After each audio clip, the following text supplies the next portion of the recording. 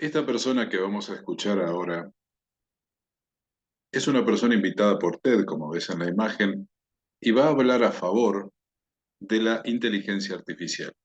Pero vamos a ver lo que dice en un momento, que es muy interesante, cómo de alguna manera pasa por alto un dato que es fundamental y que es lo que realmente preocupa, uno de los tantos datos que preocupa eh, a las personas sensatas, diría yo.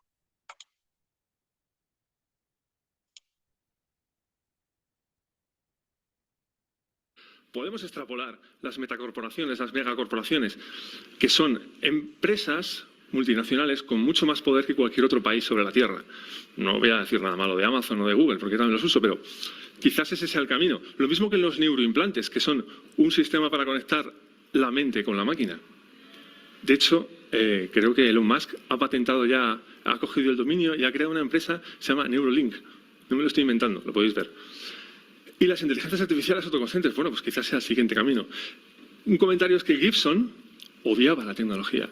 Escribió Neuromante con una Olivetti de los años 60.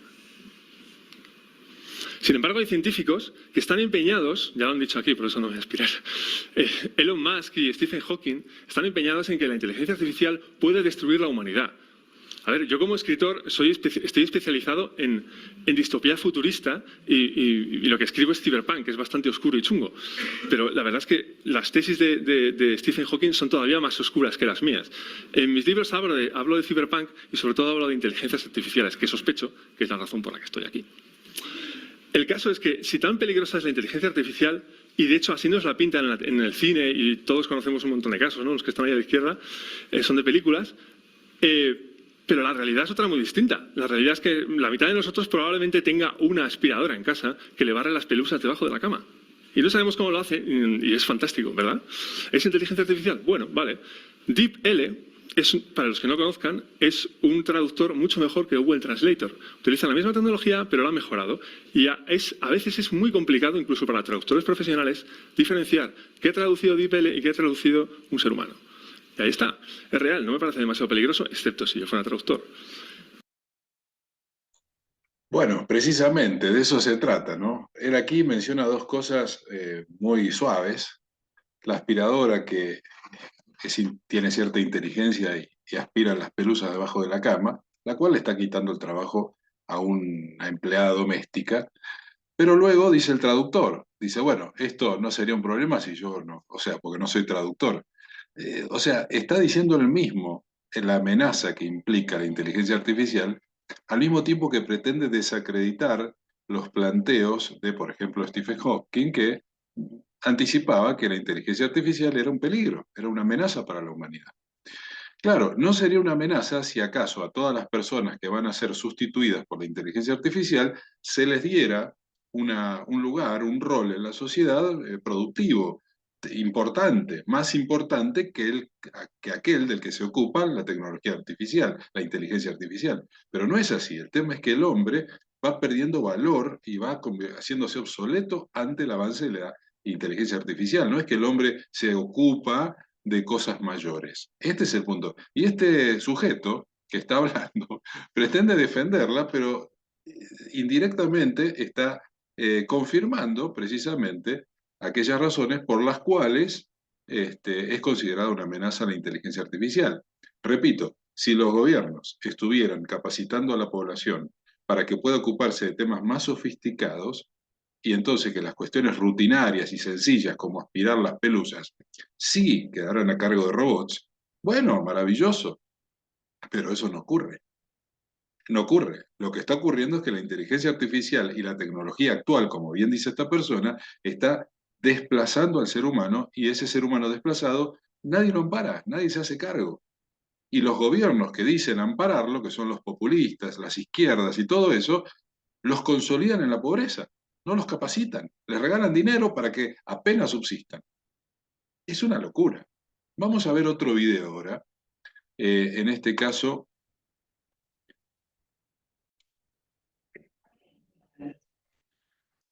este video continúa la defensa de la inteligencia artificial. Esta es otra persona, esto es en el año 2015, antes de, bueno, lo que pasó en 2020, que ya sabemos, y este muchacho que vamos a dedicarle unos minutos dice temas muy interesantes, también explicando y defendiendo a la inteligencia artificial. Pero si uno sabe escuchar con sensatez, va a ver que al mismo tiempo que, o los mismos argumentos que la defienden, son los que la hacen peligrosa.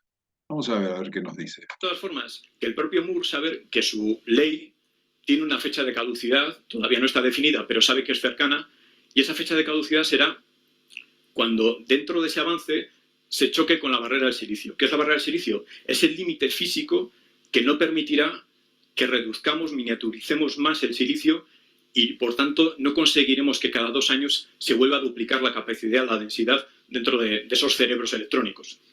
De todas formas, ya se está luchando para eliminar esa barrera. La tecnología también nos permite avanzar con la propia tecnología. Y, por ejemplo, Intel, en el año 2012, presentó una familia nueva de chips que conseguía que los transistores, que es eso que los laboratorios Bell en el año 47 hicieron un transistor que era un cacharro así que incluso se podía montar a mano. Bueno, pues en esa generación de chips de Intel, la Haswell, los transistores tienen 22 nanómetros de tamaño. Y podemos decir, bueno, bien, ¿y eso cuánto es? Bueno, pues 22 nanómetros sería que caben en el grosor de un pelo humano, cabrían 4.000 transistores de esos. Y en la punta de un alfiler, 100 millones de transistores. Pero no se han quedado ahí.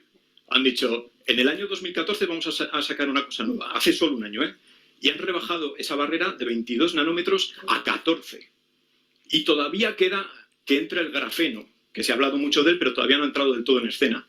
Con lo que la barrera del silicio se podría romper uniendo silicio y grafeno o pasando directamente, abandonando el silicio y yéndonos al grafeno. Así que, a ver cuánto sigue esa ley de Moore. Pero la inteligencia no solamente es capacidad de proceso, también es memoria. Y aquí solo os voy a decir un dato. Ese avión está cargando un disco duro de 5 megabytes. 5.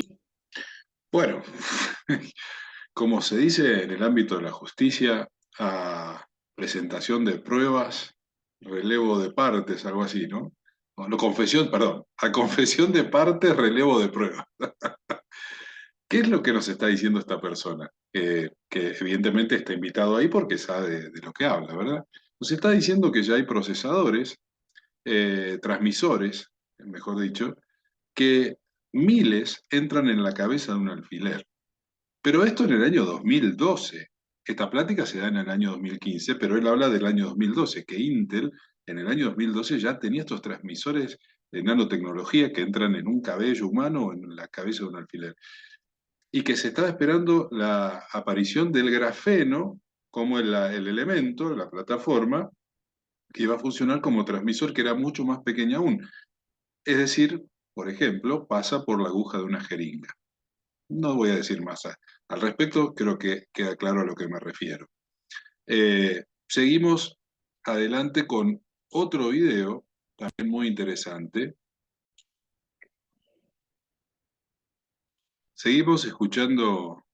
Imaginar cómo será Internet un 18 de abril, pero de 2045, es decir, exactamente dentro de 30 años. Bueno, honestamente, no tengo ni idea.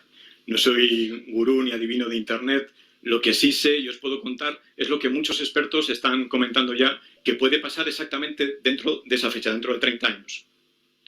Será un cambio que puede cambiar nuestra propia evolución como seres humanos y será un cambio que nos vincula a la inteligencia artificial.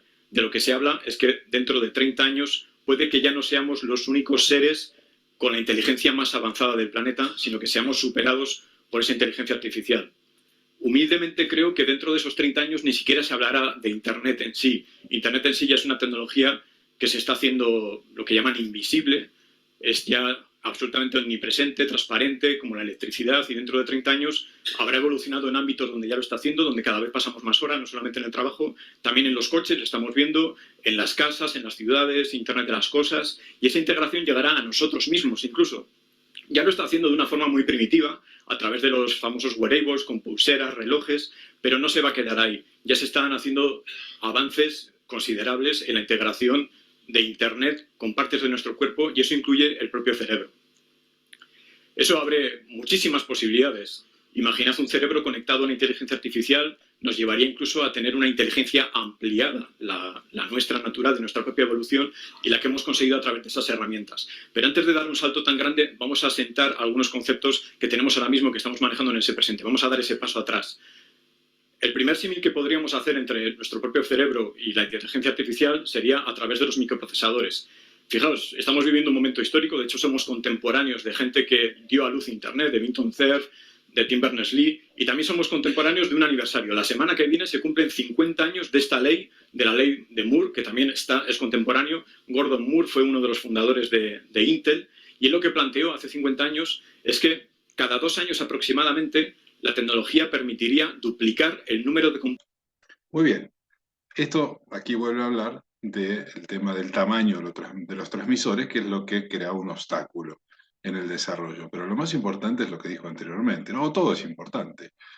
La sustitución y, bueno, salir de un procesamiento biológico sujeto a un estado de naturaleza y crear un sistema artificial, un campo mórfico artificial como es la Internet, con transmisores y procesadores artificiales, con cuerpos prácticamente artificiales, es decir, sustituir a la naturaleza, sustituir a Dios. El hombre desde la Torre de Babel o antes está tratando de sustituir a Dios. Y cuando hicimos la Torre de Babel, ya sabemos lo que cuenta la historia que nos pasó, ¿verdad?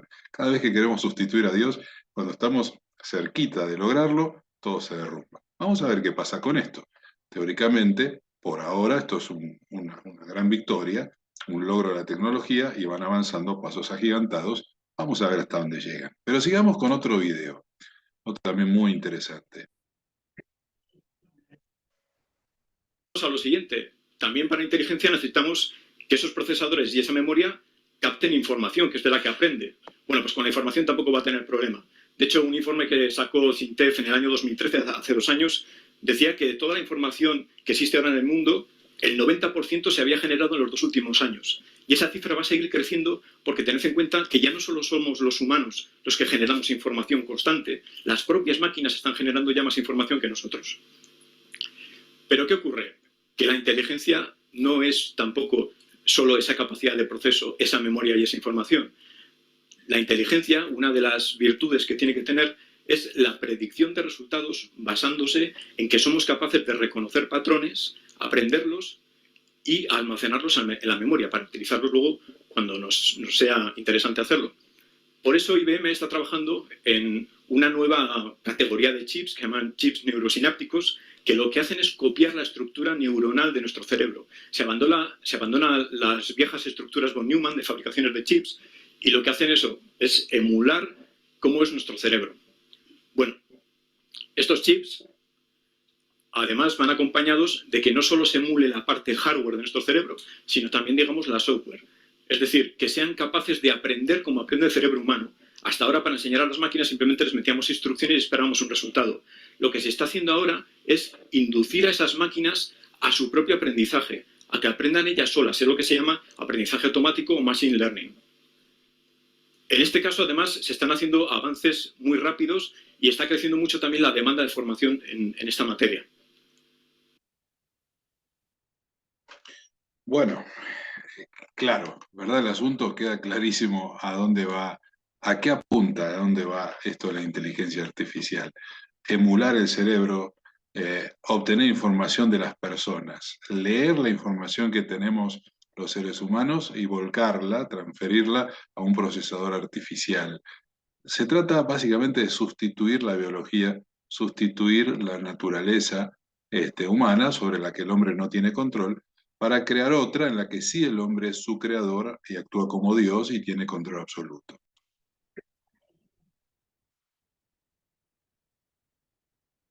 ¿Y por qué?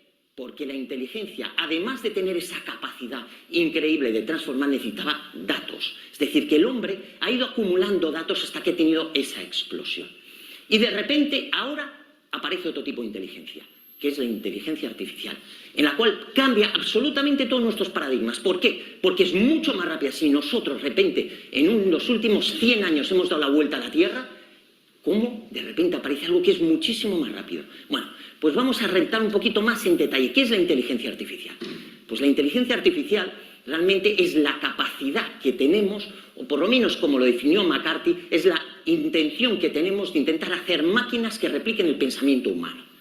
Realmente al final no son máquinas, son todo tipo de técnicas, todo tipo de algoritmos, todo tipo de elementos que intentan hacer que las máquinas hagan el trabajo del ser humano, es decir, que cuando el ser humano piense y desarrolle algo, esas máquinas puedan hacerlo por él. Bueno, realmente al final lo que cogemos es una cantidad ingente de datos y los manipulamos con una serie de reglas para obtener unos resultados. Bueno, esto es, ya digo, una manera de verlo un tanto simplona. Ya digo que si me cogiera alguien de los que el trabajo diría, mira, es que estás desvariando. No, pero es más o menos así. De hecho, hasta me dirían que es que necesitas datos iniciales. Hay gente que pone algoritmos directamente y con esos algoritmos directamente, ¡boom!, sacan resultados finales. Bueno, eso tampoco es verdad. Tienes, por ejemplo, AlphaGo. AlphaGo es una máquina que diseñó Google, en el cual realmente lo que hicieron es intentar competir contra el campeón del mundo de Go, que es una especie de ajedrez asiático, y idearon una máquina que, poniéndole solamente las reglas de juego, y él mismo empezó a jugar contra sí mismo, en 3 meses había adquirido todo el conocimiento y ganó el campeón del mundo. Bueno, pues esa es la primera versión. La segunda versión tardó solo 3 días.